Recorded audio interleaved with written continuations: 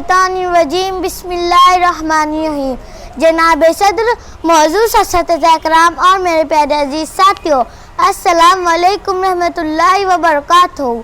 हज़रत सामईन, 26 जनवरी दर हकीकत ख्वाबों की ताबीर का दिन है और यौम असतिज़ा भी है। सामईन इकराम, यौम जमहूरिया ये एक कौमी दिन है। इसे पूरे मुल्क में बड़े जोश और खरोश के साथ मनाते हैं, क्योंकि आज ही के दिन यानी 26 जनवरी 1950 को आज़ाद हिंदुस्तान के आइन का नाफिज अमल में आया था और उसके साथ ही एक जमहूरी ताज़ीर हुकूमत का आगाज़ हुआ।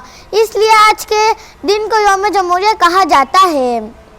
सामईन, ये मुल्क मज़हब की बुनियाद पर हुकूमत नहीं करेगा और तमाम मज़हब का एहतराम ज़रूरी होगा और मज़हब की बुनियाद पर किसी के साथ भेदभाव नहीं किया जाएगा और ज़ात पात और मज़हब की बुनियाद पर किसी शहरियत के हक़ से महरूम नहीं किया जा सकता।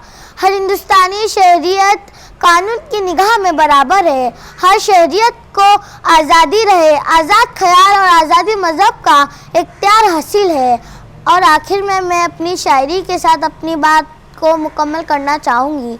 हम अपनी सांस तेरे नाम करते हैं, हम अपनी सांस तेरे नाम करते हैं।